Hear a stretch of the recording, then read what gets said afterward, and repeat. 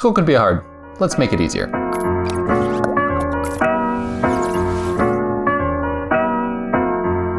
Here are 4 study techniques and tips to improve your grades. Number 1, batch all your tasks.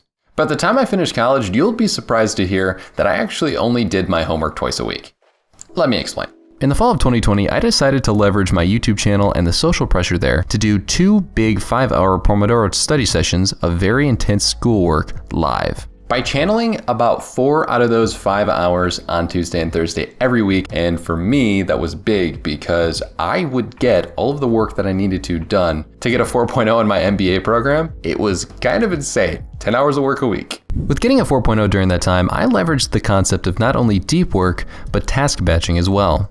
The nice part about this is I took it at a micro level and ended up taking that time and specifically mapping out similar tasks to each other when it comes to the different types of studying that I needed to do. And the reason for this is the fact that when you context switch, it really massively declines your productivity. According to psychologist Gerald Weinberg, each extra task or context you switch between eats up 20 to 80% of your overall productivity. To focus on one task at a time and make 100% of your productive time available, I recommend batching your different types of studying and homework assignments all together. Read all of your articles and book chapters in the same study session, write all of your essays and short papers in the same study session, and review your work in large sessions as well. So tip number 2 is take practice exams. This is based off of the shoot, reload, shoot approach that I actually heard in a Captain Sinbad video, as well as me giving myself practice exams. I did okay in school. Countless hours every semester are wasted by you and others when you take time studying things that you already know. If you know something going into an exam, you're not going to need to study for it. I know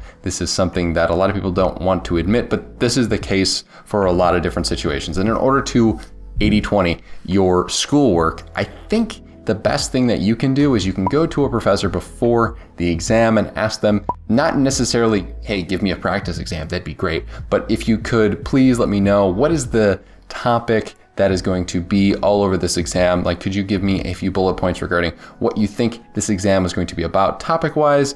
And then it'll give you a better idea of what's going to be on there. Then from there, write down what the professor told you and make your own practice exam. And then after you take the exam, grade yourself honestly. Don't you dare lie to me. And the nice part about this method is that you can properly assess what areas you really do need to study for going into the next exam. Rather than spending multiple hours studying parts of the material that you already know, you're able to focus intently on what you don't know and therefore have a better overall understanding of the course material. This isn't only going to save you time, it's going to improve your test scores dramatically if you implement it correctly. As Brian Tracy says, every minute you spend planning saves 10 minutes in execution. This gives you a 1000% return on energy. Hey, that's pretty good. Step number 3, organize everything. Yeah, who would have thought I put this one in there? When you're in college, your time is going to be at the most level of control that you will have for a long time. When looking back at my Google Calendar in college, you can see that there were a lot of spaces I put down that were on my own and that weren't required by class or even practice, as I was a Division I track athlete as well.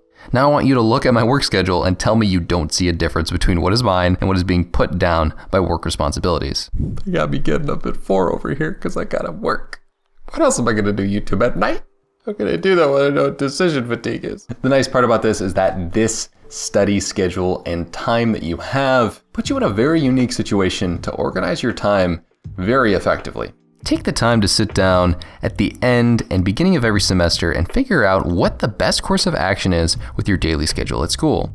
As I mentioned earlier, I had 2 5-hour sessions a week in my last year of college that were very intense, and this was because I managed to get my schedule to a place where I didn't have any interruptions during the day on a couple days of the week. I fortunately may have had night class, but even before that, I used to only schedule my classes on 2 to 3 days a week. And the reason for this is because I was actually task batching my class schedule as well. I think a lot of people forget that if you have a 15-hour class schedule, at least from what my college did, it was never a full hour. It's only really 12 and a half hours of time. And then if you add in the buffer time of before and after class, all that kind of stuff, it is 15 hours. What I used to do is take my Tuesday, Thursdays and cram in 4 out of my 5 classes a week during those days and then find a night class on one of those days as well. This would allow me for less interrupted work on the other days of the week and led me to having large stretches of free time that I could use how I wanted. All right. I know what you're saying. Oh, Dimitri, how can I have 5 hours of class in a day in college? That's too much. I don't want to be rude, but does anyone forget what they had in high school right before this? You had class probably from like 8 to 3 every day in high school with a break for lunch. Anybody? After college, you're gonna have to work 8 to 9 hours every day, Monday through Friday, so you better get ready now. You're setting yourself up for a rough start to your working career. Also, honestly, the really nice thing about this is I had a 4-day weekend for like most of the second half of my college career. That's pretty good. Number 4 is artificial deadlines.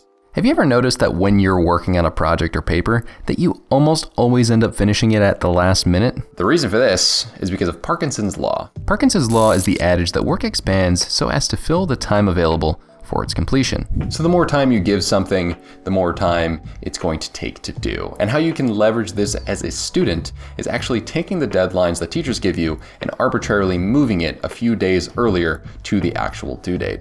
Anytime you have a deadline for a project, paper, or basic assignment, you can make an artificial deadline of 2 to 3 days before the actual due date, and that will force you to get the work done earlier. And the awesome part about this is that you get the same effect of cramming to get something done and having really intense focused work on a project, paper, or assignment, but you're then leaving yourself a few days to review. This extra time to review is what will put you ahead of other students, and it's a big reason of how I took my grades from average to a 4.0 in my master's program. When you make your mind think that something is insanely important, you're gonna get better work done with it. And giving these arbitrary deadlines and living a life that is more in the lines of these deadlines are really important, and me arbitrarily caring about tasks being filled out in productivity apps, it gives it some false importance, and that honestly probably makes me do higher quality work. I hope you guys enjoyed these 4 study tips to improve your grades. Thank you guys so much for watching. Check out one of my other videos right there in the end cards, and I will see you